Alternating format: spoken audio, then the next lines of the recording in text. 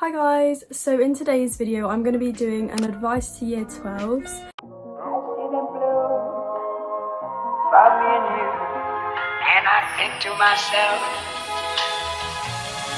what a wonderful world.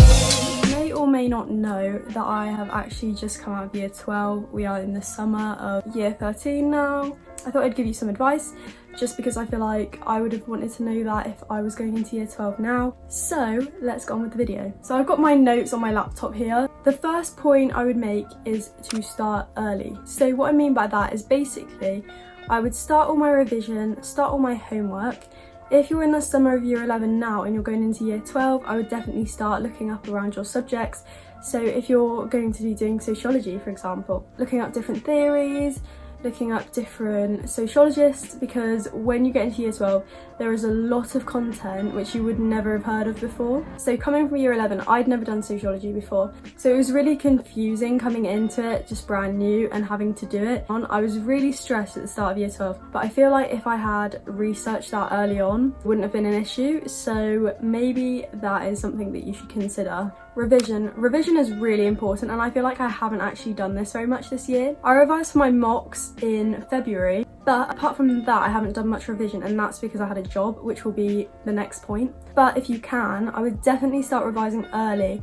So like maybe in your freeze you could do all your homework, and then when you get home you could do all your revision then, and I feel like that is the best thing to do, just because one, you'll have all your homework done and you'll be on top of things, and two, you'll have time to revise and you can always make a timetable. I feel like making a timetable is really helpful, so I would definitely recommend doing that. Also, I recommend the app Flora, or there's an app called Forest, I think. I use that app a lot when I'm revising or when I'm actually doing my homework, just because I feel like your phone can be a massive distraction. Obviously you can turn it off. I feel like this is more rewarding because you actually grow like a little plant. So the next point is what I was on about earlier, which is don't work long hours.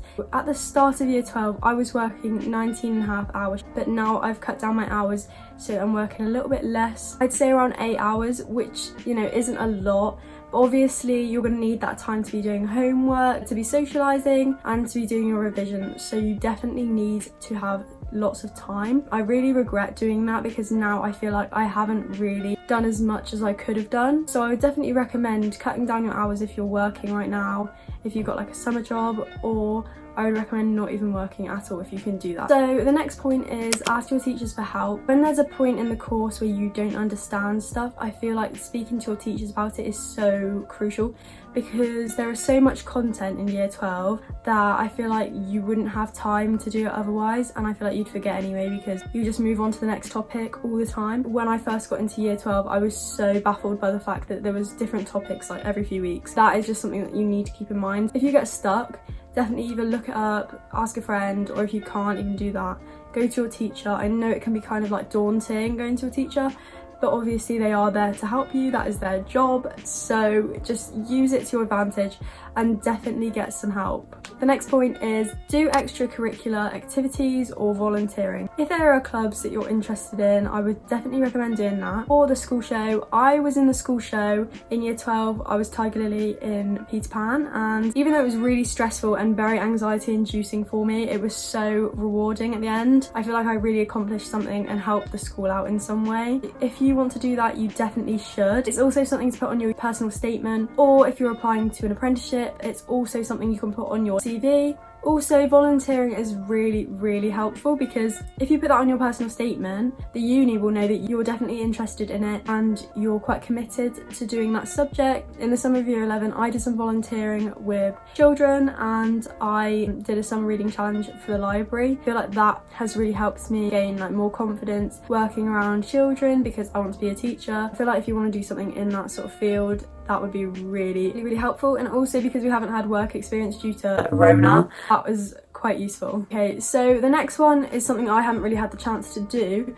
but I would definitely research unis early. Go to open days. I went to about one open day. I went to Bath Spa Uni, which I'm considering, by the way. I definitely recommend looking about, seeing what's available, what's near you, what's far, especially like asking yourself those questions. Which uni do I want to go to? Do I want to go far? Do I want to go close? What subjects am I thinking about doing? Obviously this could all change, but I feel like just writing all this stuff down would be really good, and you can obviously then from there group up the universities that you feel like you could consider going to. And then when you are ready to apply, I feel like it's going to be so much more helpful, and you're going to be able to have a wide range of places that you're ready to apply for. So I wish I did that as well. I did research unis. I feel like I have one in mind, so I didn't really feel the need to.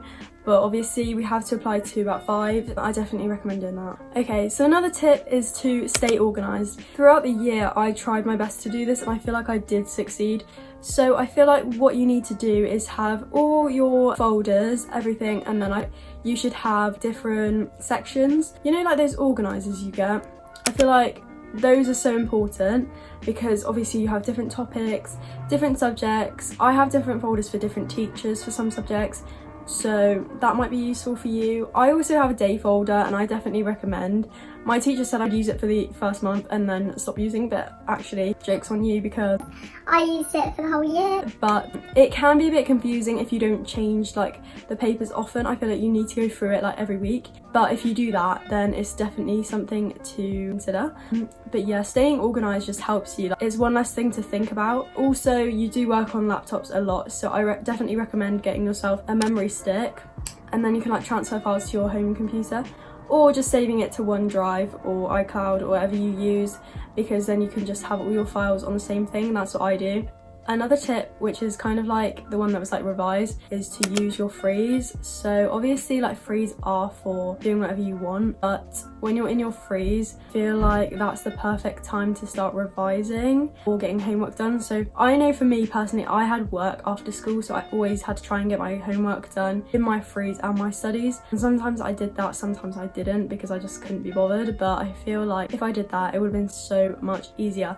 I mean, I did try, and the thing is with sixth form, I feel like you always have homework, like it's like never-ending homework, so it can be really annoying because it's like you get stuff done, but then it's like you don't really. So definitely try and get stuff done in your frees. My last tip is to catch up when necessary. Obviously in sixth form you're probably not going to attend every single lesson, but the thing is where it differs from GCSE is that you don't really have that support where it's like, oh here you go, like here's what you missed. You need to kind of chase that up. This tip is basically if you're ill one time, or if you just missed something because you have like an appointment or something, you should definitely go to your teacher or email your teacher, whatever you do, and find what work you missed, because they're not going to chase you up about it. It could come up in your exam and you could be screwed. You could literally just email them from your house and be like, no. Yes, like what's the lessons, like what we're doing.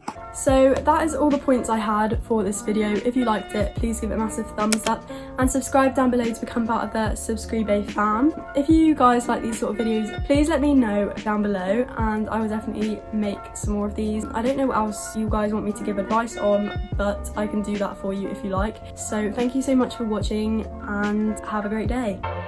Put your hand